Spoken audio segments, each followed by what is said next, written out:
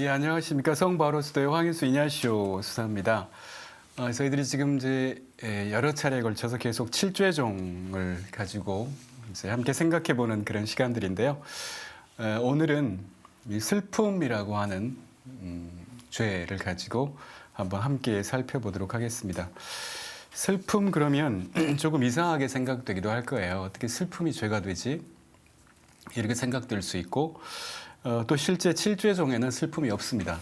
칠죄종에는 슬픔이 없는데 원래 이제 8가지로 시작할 때 거기에는 슬픔이 있었어요.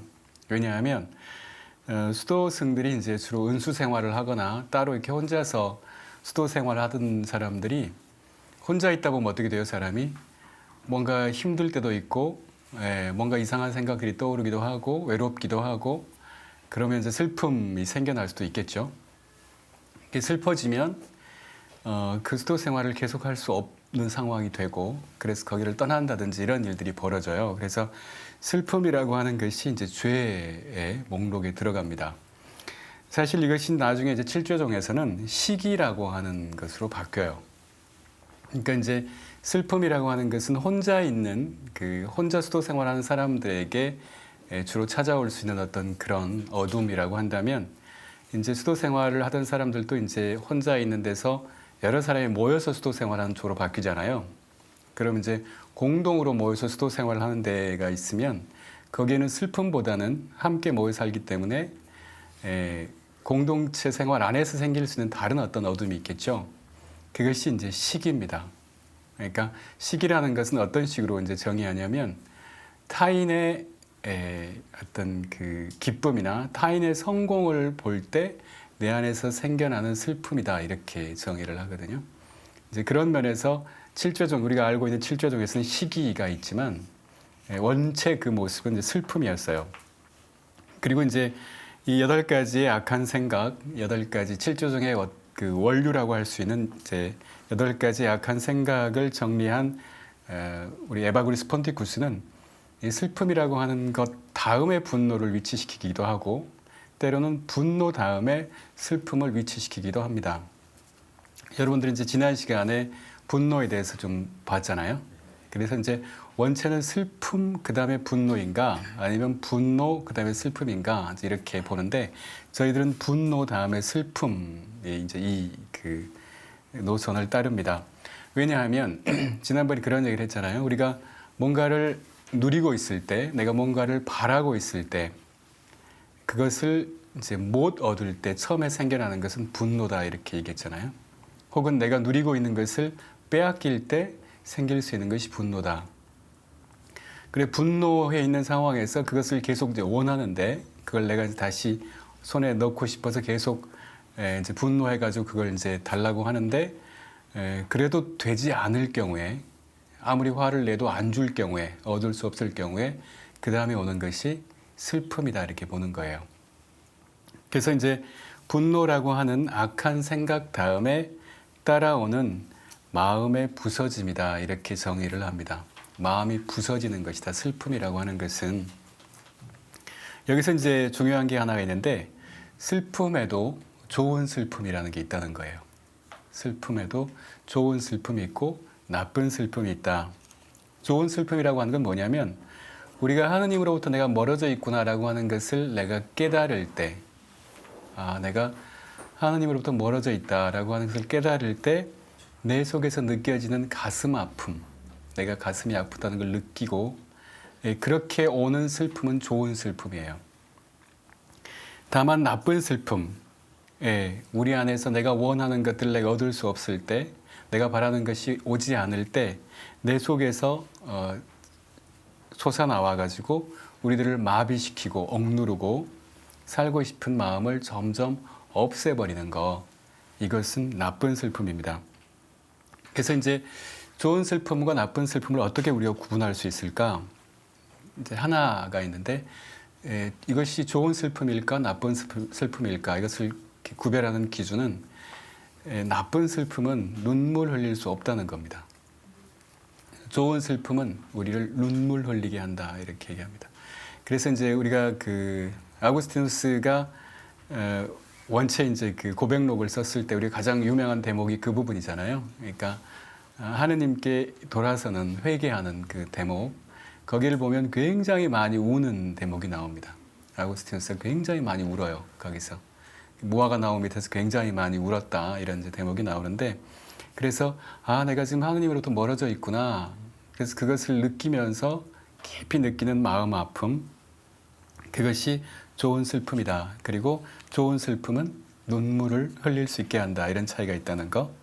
그 눈물의 선물을 얻기 위한 기도가 이렇게 돼 있어요.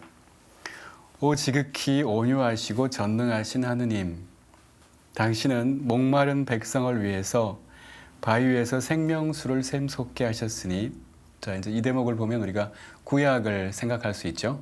구약에 모세를 따라다니던 백성들이 물이 없어가지고 막 불평을 할 때 머리바의 샘터에서 바위를 치잖아요. 바위를 쳤더니 바위가 깨지고 거기에서 물이 터져 나오잖아요. 당신은 목마른 백성을 위해서 바위 위에서 생명수를 샘솟게 하셨으니 우리의 단단한 마음에서 뉘우침의 눈물을 터져 나오게 하소서. 자, 우리의 마음이 이 돌로 된 마음입니다. 정말 단단한 마음이에요. 이제 우리 에제키엘서에 보면 그러잖아요. 내가 너의 그 단단한 돌 심장을 빼내고 살 심장을 넣어주겠다. 그러면 너희가 내 계명을 따라서 살 수 있게 될 것이다. 이게 이제 에제키엘 예언서에 나오는 말씀인데, 이 우리의 마음 자체를 이제 그 바위돌에 비유를 하고 있는 겁니다. 우리의 단단한 마음에서 뉘우침의 눈물이 터져 나오게 하소서. 그리하여 저희의 죄에 눈물 흘리게 하시고 당신의 자비로서 그 죄를 용서받게 하소서. 이것이 이제 전례 기도문이기 때문에 이 기도문 다음에는 이제 우리 흔히 미사 때 하는 그 기도문 형식 그대로 따라옵니다. 성부와 성령과 함께 세세 영원히 살아계시며 다스리시는 성자 우리 주 예수 그리스도를 통하여 비나이다 라고 하는 이제 기도가 바로 따라오는데, 되게 좋은 기도문이죠. 여러분들도 한번 이 기도문을 가지고 가끔씩 한 번씩 받쳐보셔도 좋을 것 같아요. 우리가 사실 이제 이 7조정을 시작할 때, 7조정 강의를 시작할 때 죄라고 하는 것의 본래 의미가 어디에 있는가? 우리가 보통 행위의 차원이라고 하는 것이 있고, 그 밑에 정말 깊은 마음의 차원이 있고, 마음의 차원보다 더 깊은 곳에 영적 차원이 있다, 이런 말씀을 드렸었어요. 그래서 우리가 마음의 차원을 보는 것 자체도 사실은 어려운데, 마음의 차원보다 더 깊은 곳에는 영적 차원이 있어서 우리의 가장 깊은 고통 속에서 내가 하느님을 선택하는가 혹은 죄의 우상을 선택하는가, 이것이 사실은 우리 죄에 있어서 관건이 된다, 이런 말씀을 드렸거든요. 그러니까 에제키엘 예언서도 말을 하지만 네 마음이 그렇게 돌로 된 마음이라면, 그 돌심장이라면 너희는 계명을 제대로 실천할 수가 없다, 이렇게 얘기를 하고 있는 거거든요. 정말 부드러운 그 살심장으로 내가 바꿔주면, 너희들이 마음이 정말로 회개해서 부드러워지면 그때 비로소 너희들이 나의 계명을 올바로 실천할 수 있게 될 거다, 이렇게 지금 이야기를 하고 있는 거예요. 그러니까 우리가 사실 이 이제 7조정 강의를 쭉 해오면서 부단히 다시 이제 그 자리로 돌아가는데, 결국은 마음의 문제라고 하는 것, 그리고 마음의 문제라고 하는 것은 더 깊은 곳에는 그것의 원초적인 어떤 이유, 어떤 존재의 문제가 있다는 것, 영적인 문제가 있다는 것을 다시 한번 이제 상기를 하고 싶습니다.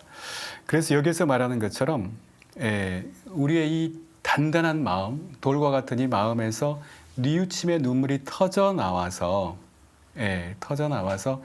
이것이 이제 말하자면 뉘우침의 눈물이 터져 나올 때 이것이 나뿐 아니라 함께 살아가는 사람들에게 생명수가 된다는 겁니다. 그러니까 모세와 함께 광야를 헤매던 그 사람들이 그 생명수를 먹고 살게 됐잖아요. 그런 것처럼 바로 그 누구가 아니라 바로 나의 완고한 마음이 돌과 같은 마음에서 정말로 뭔가 그게 깨지고 터지고, 그래서 그 속에서 뉘우침의 눈물이 생명수처럼 터져 나올 때 그것이 나에게도 생명수가 되지만 함께 살아가는 사람들에게도 생명수가 됩니다. 그 전까지는 내가 죄 속에 있기 때문에 함께 사는 사람들도 괴롭히면서 살게 되는 거잖아요, 근본적으로. 자, 이제 에바그리오스는 이제 슬픔을 굉장히 재미있는 표현으로 또 비유를 하는데, 슬픔은 영혼의 좀벌레다 이렇게 표현합니다. 영혼의 좀벌레다. 요즘은 좀벌레가 뭐 이렇게 많지 않죠?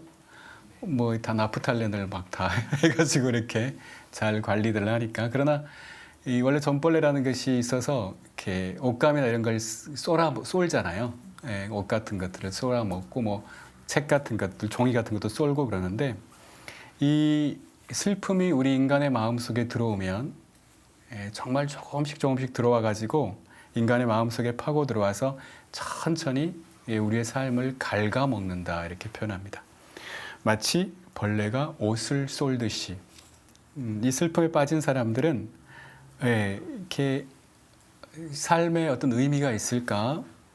삶이 무의미하다고 여기게 되고 빛도 희망도 없다고 여기게 되고 그래서 삶의 맛이 하나도 없게 돼버려요.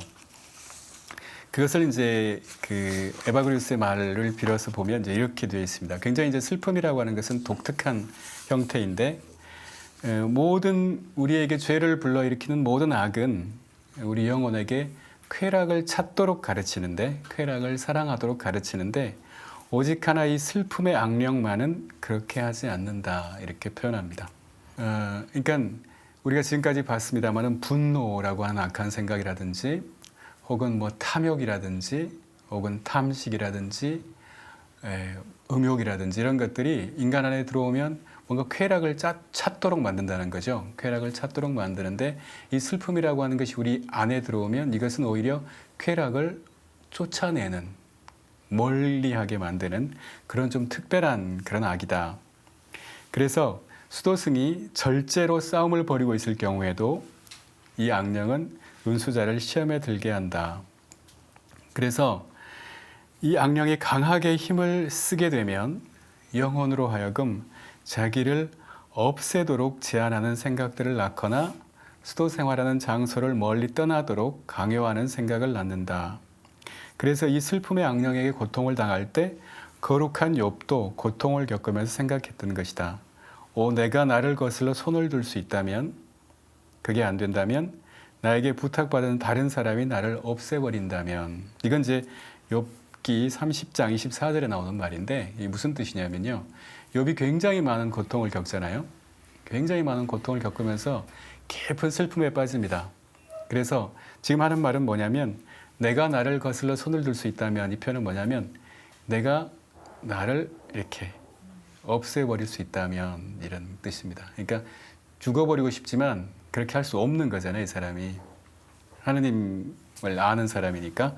그래서 그렇게 내가 할 수 없다면 내가 누군가한테 부탁을 해서 그 사람이 나를 좀 없애도록 할 수 있다면 좋겠다. 이런 표현을 하는 거예요. 그러니까 이것이 지금 욥이 어떤 고통 속에 어떤 슬픔 속에 빠져 있는가를 이야기를 해주는 거거든요. 그러니까 이 슬픔이라고 하는 것이 힘을 굉장히 많이 쓸 경우에는 이렇게까지 사람을 괴롭힐 수 있게 된다. 그런 이야기를 하는 겁니다.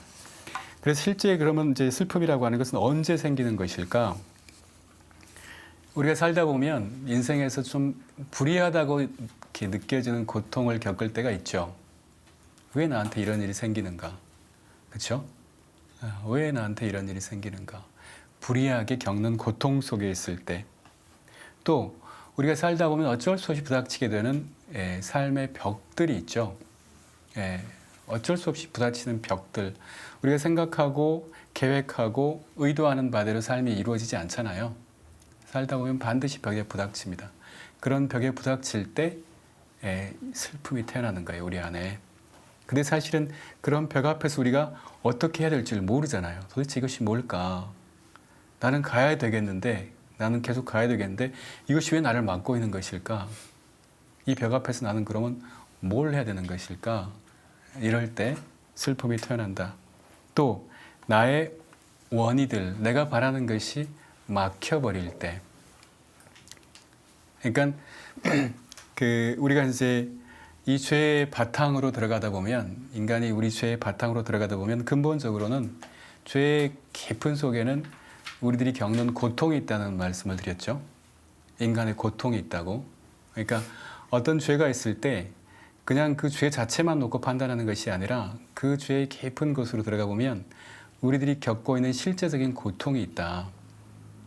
그리고 그 고통 속에서 그 인간의 죄로부터 고통까지 거슬러 올라가서 그 고통 속에서 내가 무엇을 선택하는가를 발견하는 것이 사실은 핵심이다 이런 표현을 했는데, 그런 고통이라고 하는 것이 근본적으로는 사실은 죽음의 고통이다 이런 표현을 했어요. 그리고 인간은 누구나가 다 어떤 이런 죽음의 고통을 겪은 존재들이다. 내가 잘 모르지만, 사실은 내가 잘은 모르지만 모든 인간은 이 죽음의 고통을 다 겪은 존재들이에요. 그렇기 때문에 그 죽음을 다시 되풀이하지 않기 위해서 한사코 그 고통을 피합니다. 한사코 다른 어떤 것들을, 나를 살려줄 수 있을 거라고 생각하는 것을 계속 잡고 그것을 추구하면서 살아요. 그리고 그것이 인간의 아주 근본적인 죄의 모습이다. 이렇게 표현할 수 있다고. 그래서 우리가 아주 단순한 어떤 죄들, 내가 왜 이런 걸 했을까라고 생각하는 어떤 것들, 표피적인 죄 같은 것들의 뿌리를 깊이 따져서 들어가다 보면 결국은 이 근본적인 자기 죽음의 고통까지 들어가게 되는데, 사람들이 이것 자체를 아예 모르고 살거든요. 우리 인간들은 거의 이걸 의식하지도 못하고 삽니다. 그냥. 다만 어느 순간이 되면 인간이 우리가 쭉 살아오다가 우리가 이제 보통 심리학에서는 그런 표현을 하잖아요. 방어 기제 이런 표현들을 하죠. 그러니까 내가 한사코 피하고 싶은 어떤 것들 때문에 내가 스스로 개발해낸 나를 보호하려고 생각하는 어떤 방법들, 그런 것들을 가지고 평생을 쭉 살아오다가 더 이상 이것이 되지 않는 어떤 지점에 도달하면, 계속 그렇게 살았기 때문에 이제 그것이 나에게 완전히 몸에 배어 있고 그것이 나의 어떤 뭐라고 할까요? 모습, 나의 어떤 근본적인 모습으로 딱 이제 고착되고 굳어져 있는 어떤 상황이 되는데, 그것이 더 이상 안 되는 시점을 반드시 만나게 돼요, 사람은. 되게 이제 그것이 중년기의 위기다 이런 식으로 표현도 하고요.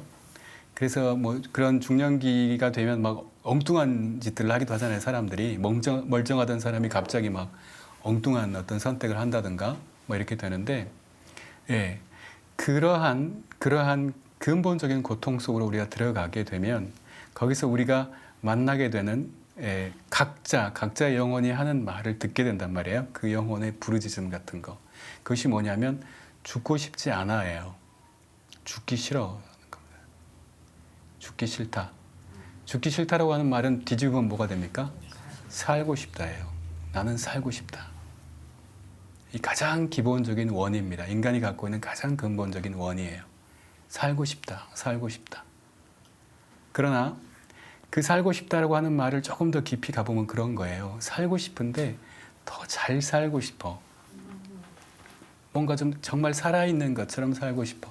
그 외의 것들, 그러니까 내가 사는 것처럼 산다고 할 때 우리가 착각하면서 뭔가 부를 추구한다든가, 아니면 힘을 추구한다든가, 명예를 추구한다든가, 관계를 추구한다든가, 이런 것들을 가지고 막 살면서 그것들이 정말 내가 바라는 것이라고 생각하면서 살지만 아니라는 거죠. 그게 진짜는 아니라는 거죠.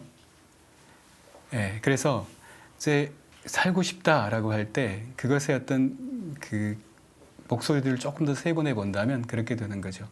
사랑하고 싶다. 사랑하고 싶다. 알고 싶다. 예, 그 살고 싶다는 말을 조금 더 세분해서 들어보면 알고 싶고, 사랑하고 싶고, 더 좋은 관계 속에서 살고 싶고, 이런 이제 것들이라는 얘기입니다. 그래서 그런 원의들이, 깊은 곳으로부터 나오는 원의들이 막힐 때, 그런 걸 막혀버리는 체험. 사실은 이제 우리들 스스로도 그러한 원의들을 의식하지 못하는 경우가 되게 많거든요. 그러니까 내가 진짜 바라는 것이 뭔지 잘 몰라요. 다만 그것의 표피적인 모습을 우리가 따라갑니다. 그러니까 이렇게 내 자식들이 좋은 학교를 갔으면 좋겠다. 좋은 대학에 진학했으면 좋겠다. 좀 더 재산이 많아졌으면 좋겠다. 이런 어떤 표피적인 어떤 바람들이지만 그것들보다 더 깊은 곳에 숨어 있는 진짜 원의들, 뭔가 이렇게 우리가 착각해서 방향을 잘못 든 어떤 그런 것들이 있는데, 더 깊은 곳은 사실은 그런 원의들이 숨어 있고, 그런 원의들이 막혀버리는 체험을 우리가 하게 될 때 거기에서 슬픔이 태어납니다. 그래서 이제 이런 슬픔의 어떤 실제 모습, 정말 내가 바라는 것이 무엇이고 지금 내가 지금 막혀 있는 어떤 지점이 어딘가를 아는 것이 굉장히 중요하죠. 그러나 그렇기 때문에 어떤 경우에는 우리가 막연한 슬픔 속에 있기도 해요. 왜 슬픈지 모르면서. 왜냐하면 내가 뭘 바라는지 잘 모르기 때문에. 인간의 어떤 어리석음이죠. 인간들의 어리석음인데, 예, 그렇게 될 때 그런 슬픔이 태어나고, 예, 그러면서 그 슬픔이 우리의 마음을 부서지게 한다. 사람의 마음을 부서지게 만든다. 그래서 우리가 이 매일매일 우리가 이제 부닥치는 어떤 벽들, 내가 만나는 벽들이라든지 내 원의가 막혀버린다든지 때로는 이게 불이하다라고 느끼는 어떤 고통들을 겪을 때, 예, 그런 것들을 우리가 받아들일 줄 아는 거, 이것이 굉장히 중요합니다. 그것을 받아들일 줄 아는 거. 그러니까 실제적인 나의 깊은 곳에 있는 원의 말고 그 원의 위에 있는 다른 어떤 것들, 표피적인 어떤 것들을 실제 그런 것들이 이제 벽을 만나게 되는 거잖아요. 실제 우리가 살 때는. 그리고 그런 것들이 부닥쳤을 때 사실 더 깊은 곳에 있는 원의가 고통을 받는 것이지만 내가 실제 느끼는 것은, 내가 실제 보는 것은 다른 거라는 거예요. 내가 위쪽에서 착각하면서 바라는 것들이 잘 안 되고 어려울 때, 아, 이것이 무엇인가, 이것을 수용할 줄 아는 것, 받아들일 줄 아는 것, 그런 것들을 일단 받아들일 줄 알게 될 때, 고통 속에서도 우리의 상처를 가지고 우리가 작업을 할 수가 있게 됩니다. 일할 수가 있게 돼요. 이것이 굉장히 중요한데, 수용할 줄 안다는 거, 있는 그대로의 어떤 모습을 수용하고 받아들인다는 것이 굉장히 중요합니다. 아, 이것이 이렇구나라고 하는 것을 인정하는 거거든요. 근데 대개는 우리가 이제 그걸 인정조차도 하지 않으려고 해요. 아, 내가 지금 힘들구나, 내가 고통스럽구나, 뭔가가 지금 막혔구나라고 하는 것을 받아들일 때, 그 다음에 그것을 가지고 내가 일할 수 있습니다. 수용이라고 하는 것이 그래서 그만큼 중요한 건데요. 도망치는 것이 아니라, 아, 지금 이런 어떤 어려움이 있구나, 고통이 있구나, 내가 지금 힘들구나라고 하는 것을 내가 인정하고 수용하기 시작하면 그걸 작업을 해 나가면서 동시에 위로도 부족하지 않게 온다는 이야기입니다. 우리가 이제 처음부터 그런 이야기를 했었는데, 그 죄라고 하는 것이 근본적으로 어떤 관계들이 어긋나는 것이다, 이런 표현을 했었죠. 네. 자, 그러면 슬픔이라고 하는 것은 어떤 관계의 어긋남일까? 슬픔이라고 하는 것은 시간과 내가 맺는 관계가 어긋나는 것이다, 이렇게 설명합니다. 좀 어렵죠? 시간하고 내가 맺는 관계가 어긋난다. 이게 무슨 말이죠? 오해를 한다. 아, 시간 오해를 한다. 그렇죠? 맞습니다. 무슨 얘기냐면, 아주 대표적으로 우리가 이제 그 탈출기를 보면 사람들이 이제 그 이집트를 탈출해서 도망쳐 나오잖아요. 탈출해서 나오는데 광야에서 헤맬 때 그때 이 사람들이 뭐라고 합니까? 아, 이거 차라리 옛날이 좋았어, 이러잖아요.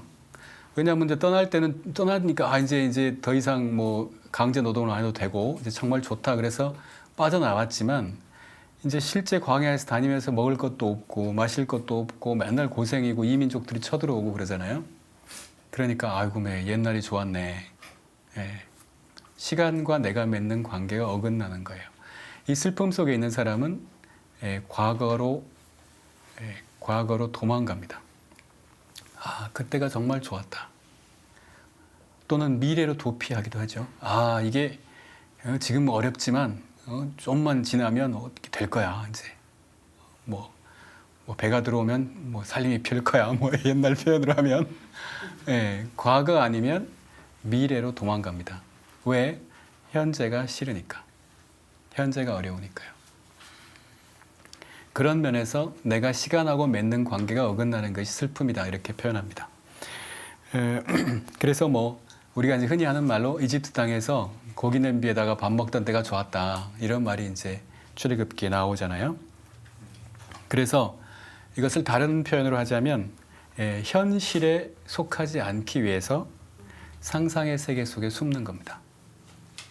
현실, 지금 여기에 있지 못해요, 이 사람은. 지금 여기가 힘드니까, 여기가 고통스러우니까.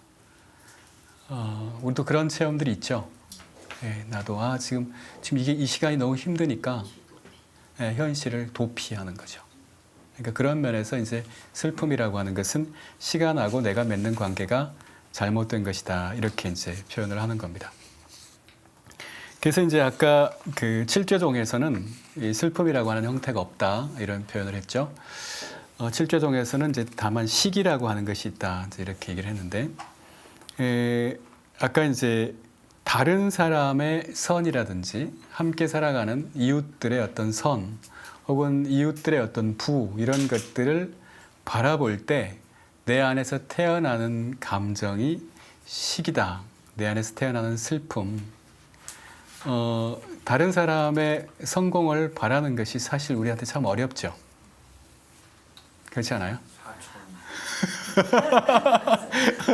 예, 뭐 사촌이 땅을 사면 배가 아프다 뭐 이런 워낙 유명한 건데 어디선가 보니까 그게 약간 좀 다른 의미도 있다 이런 얘기를 하더라고요.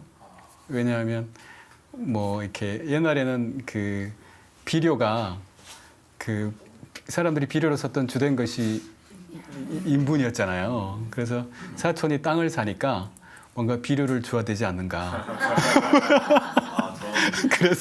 그래서 배가 아팠다 뭐 이런 이야기를 들은 적이 있는데, 근데 이제 모르겠어요. 그게 어떤 뜻인지는 잘 모르겠습니다만은 어쨌든 그래서 우리가 누군가를 정말 내가 이 사람을 정말 사랑하는가 아닌가를 볼 때 그 기준은 내가 그 사람의 성공을 내가 정말로 기뻐하는가 아닌가입니다. 그렇죠? 여러분들 한번 생각해 보십시오. 내가 정말로 그런 면에서 정말 내가 그의 성공이 기쁘다라고 하는 사람이 몇 명쯤 되세요? 여러분들 생각해 보실 때. 자녀. 예, 자녀가 잘 되는 거 정말 기뻐요. 그렇죠? 예, 그리고 그 이상은 좀 어렵죠. 예, 솔직하게. 그렇죠? 제가 잘 되기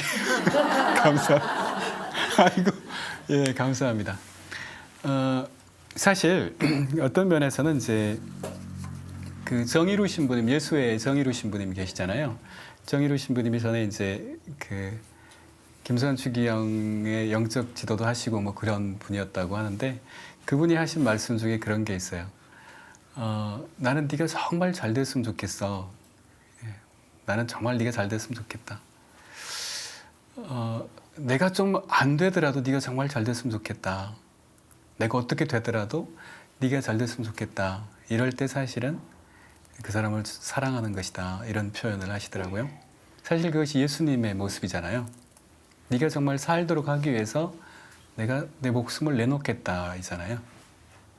이게 진짜 사랑입니다. 사실은. 그래서 우리가 누군가를 사랑한다고 할 때 사실은 이제 잘 살펴보면 결국은 나를 위해서 사랑하는 거죠. 나를 위해서 사랑하는 겁니다. 그러니까 우리가 어린 왕자에 나오는 유명한 대목 그 허영쟁이가 있을 때 사람이 어린 왕자가 별을 여행하다가 허영쟁이를 만났더니 막 박수를 치라고 그러잖아요.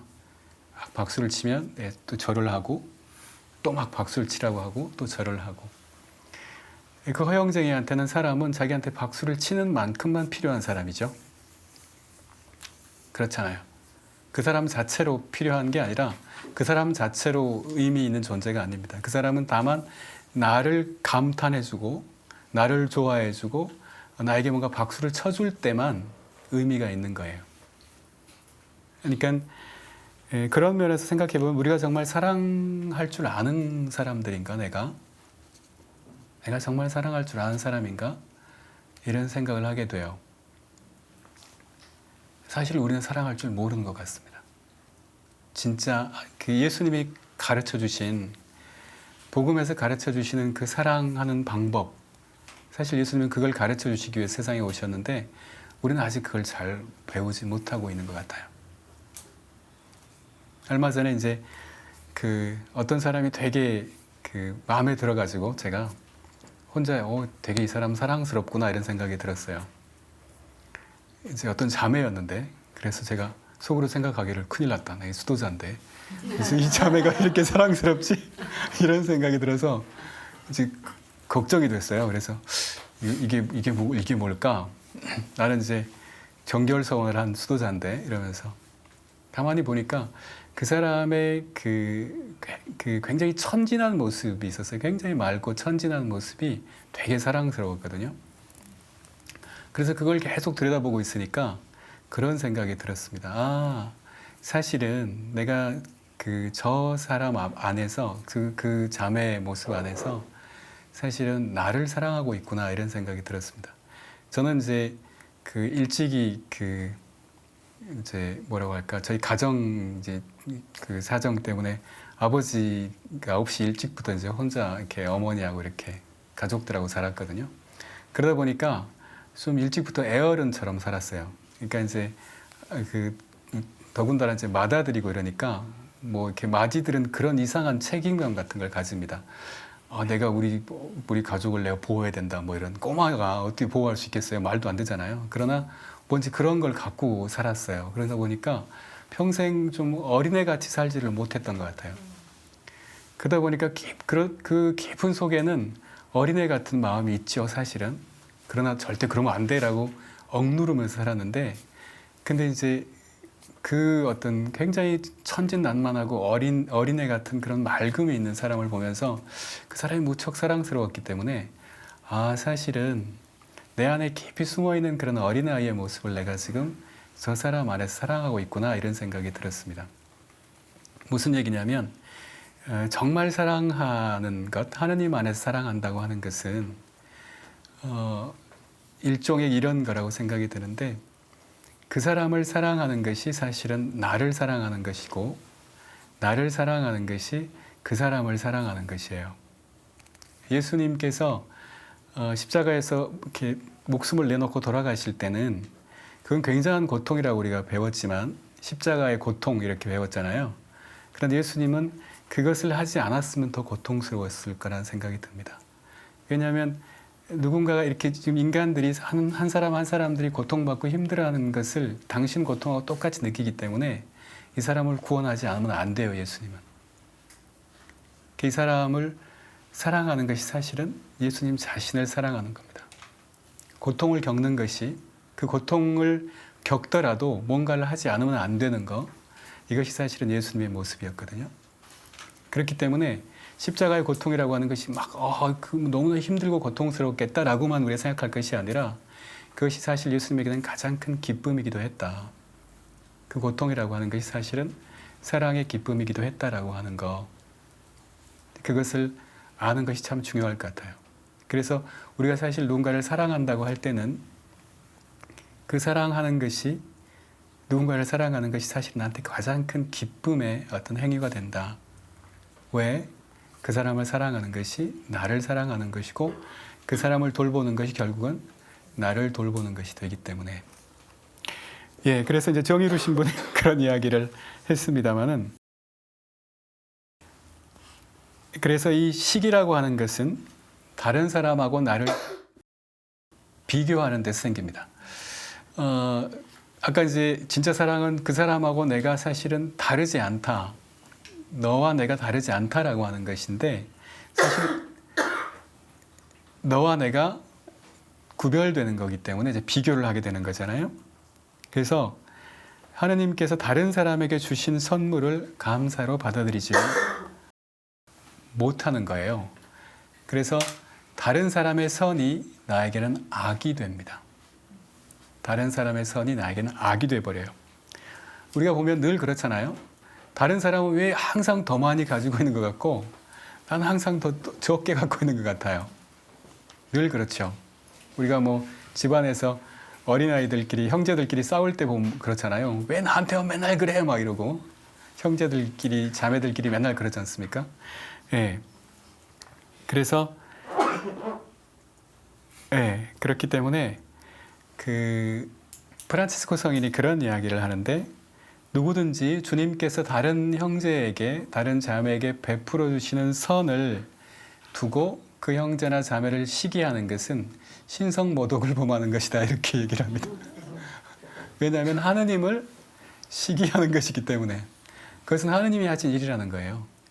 하느님께서 베풀어 주신 어떤 선이 있는데 그것 때문에 그 사람을 시기하고 질투할 때 그래서 공동체 생활에 더 많이 있는 것이 사실은 시기와 질투입니다.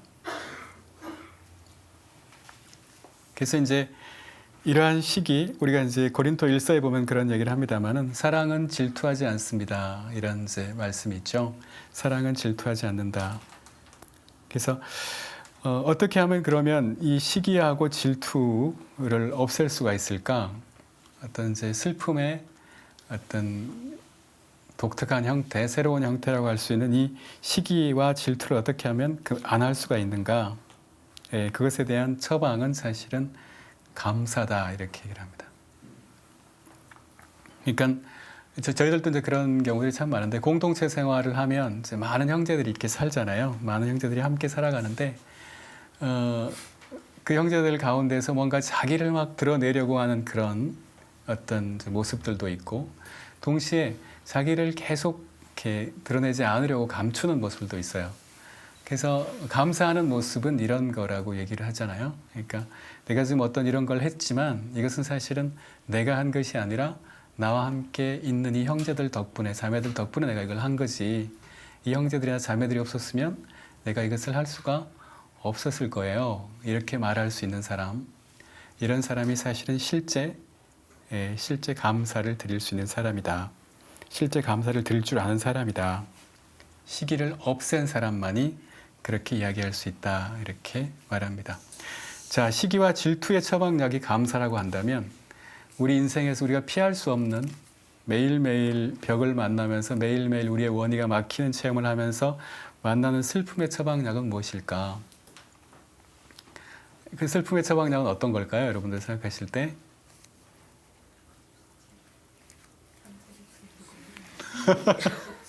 잘 모르겠죠? 네. 인정하는 거, 네, 인정하는 거, 순종하는 거, 만족하는 거에 만족하는 것도 좋죠. 만족하는 거, 예, 그걸 이제 기쁨이다 이렇게 얘기를 합니다. 만족한다 그렇게 얘기를 했으니까 사실은 그 기쁨이라고 하는 것은 우리가 전에 슬픔이라고 하는 것이 현실을 받아들이지 못하는 것이다 이렇게 얘기를 했잖아요. 그러니까 현재를 받아들이지 못하는 거예요. 근데 현재를 충만하게 받아들이는 것은 사실은 기쁨입니다. 그러니까 재미있게도 그 영어에서 기쁨을 뜻하는 말이 조이라는 말이거든요. 조이라고 하는 단어가 조이라는 단어인데 그 조이라고 하는 말은 원래는 그리스 말에서 온 말이에요. 조에라는 말에서 왔습니다. 조에라는 말은 삶이라는 말이에요. 삶이 기쁨이라고 하는 말하고 같이 연결이 됩니다. 그래서 그 현재를 살아가는 능력, 현재를 있는 그대로 이 현실을 충만하게 받아들이고 살아갈 수 있는 능력이 사실은 기쁨이에요. 슬픔의 반대가 되는 기쁨입니다.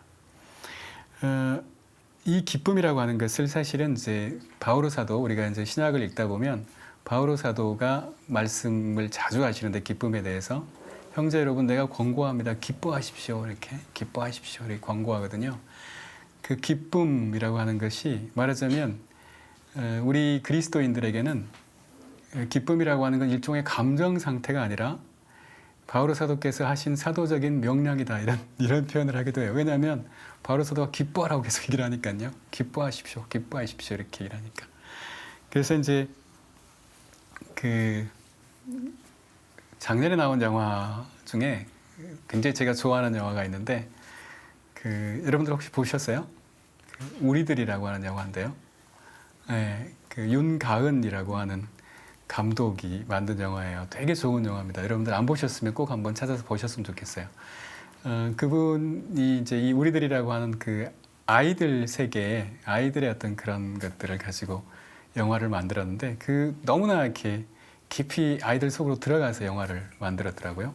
아마 베를린에서 무슨 상도 탔다고 들었습니다만은 거기에 보면 정말 명장면이 나옵니다. 정말 명장면이 나와요. 거기에 보면 주인공이 이제 그 여자아이, 초등학생 여자아이가 있고 그 이제 이게 누나죠. 여자아이가 누나고 밑에 이제 남동생이 있어요.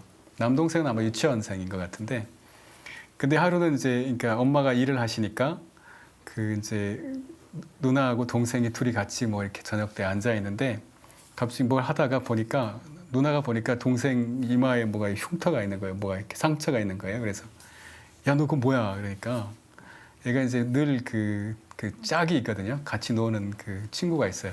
그러니까 걔가 때렸어. 이제 이러는 겁니다. 그러니까 때렸으니까 상처가 났겠죠. 그러니까 여러분 같으면 뭐라고 하겠어요? 여러분이 누나라면. 누나도 잘 알아요. 걔가 누군지. 너 어떻게 했어? 이제 이렇게 물어보는 거죠. 그러니까 이제 동생이 천진난만하게 만지면서 놀았어. 이렇게 되는 거예요.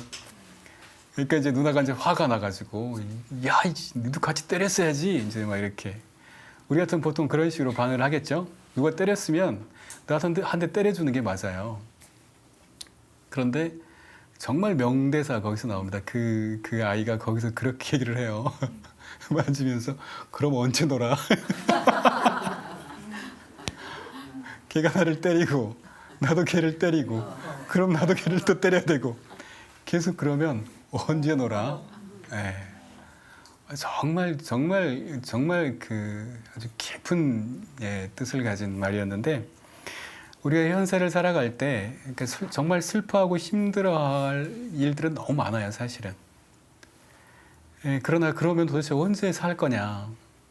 언제 지금 하나님께서 주신 이 선물, 이 시간이라고 하는 선물, 나에게 허락하신 이 삶이라고 하는 선물을 언제 살 수 있겠느냐라는 겁니다. 그런 면에서, 그러니까 이제 그런 면에서 저도 이제 하나 또 이야기를 하나 해드리면, 그 이탈리아의 그 노마델피아라고 하는 그 그룹이 있거든요. 노마델피아라고 하는 그룹이 있는데 이 그룹은 이탈리아의 제노 신부님이라고 하는 분이 만든 그룹이에요.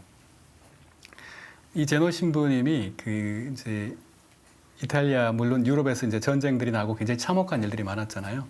2차 대전이 나고 그래서 굉장히 많은 이제 전쟁 고아들이 생깁니다.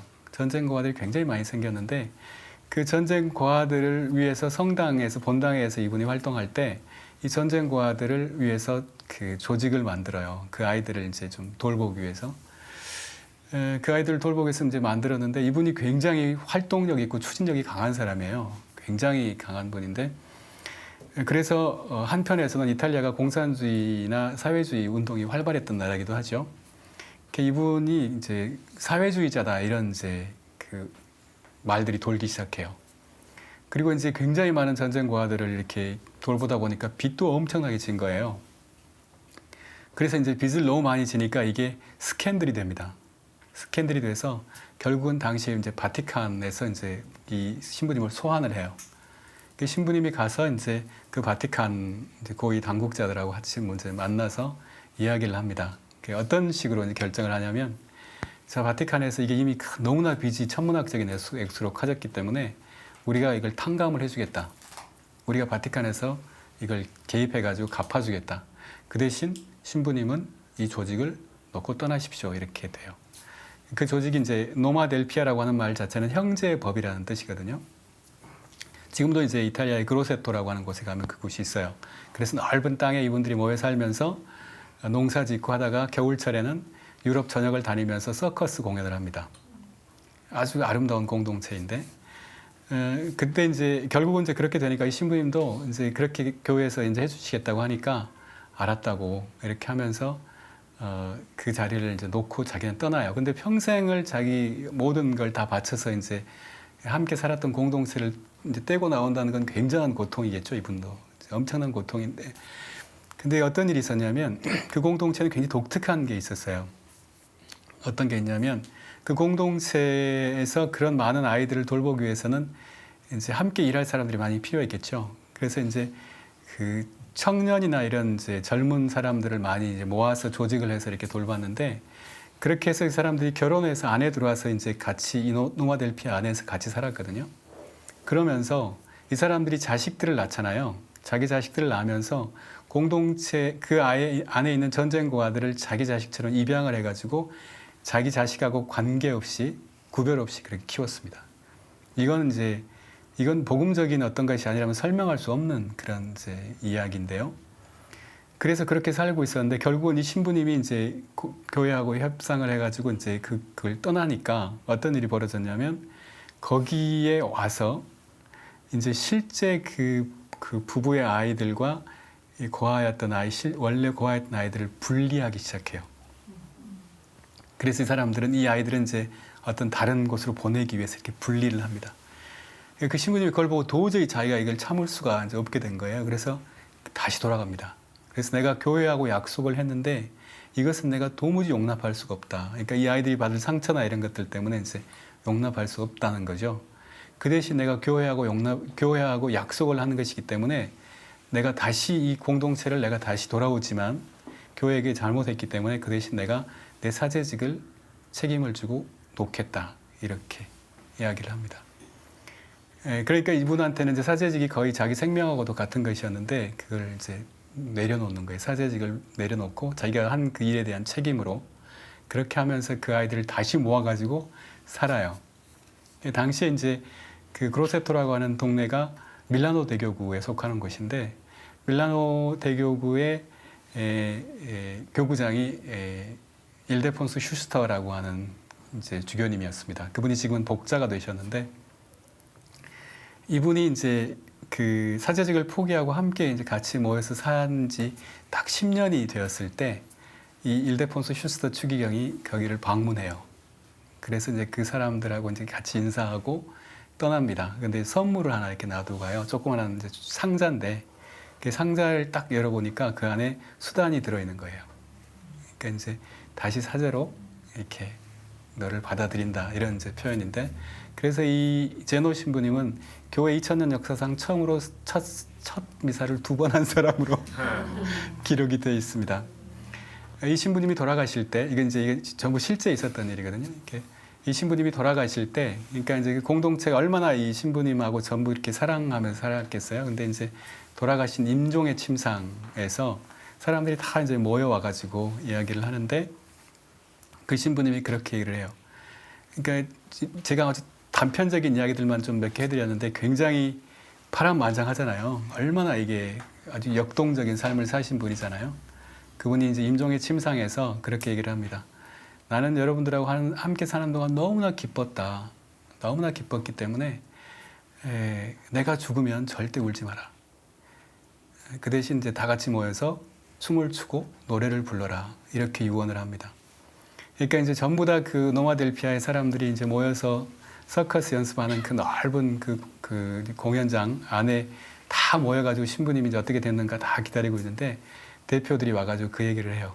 그러니까 이제 신부님이 울지 말라고 했다. 그러니까 이제 노래하고 춤추면서 내가 죽었다는 얘기를 들으면 노래하고 춤추면서 숙제를 하라고 얘기를 했다. 그 사람들이 전부 거기에서 노래하고 춤추면서 울면서 이렇게 하는 그런 장면이 있었는데요. 삶이라고 하는 것이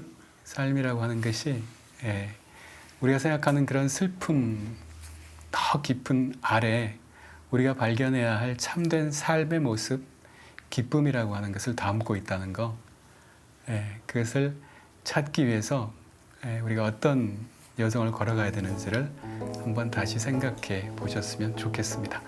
자, 슬픔에 대한 강의는 이것으로 마치겠습니다.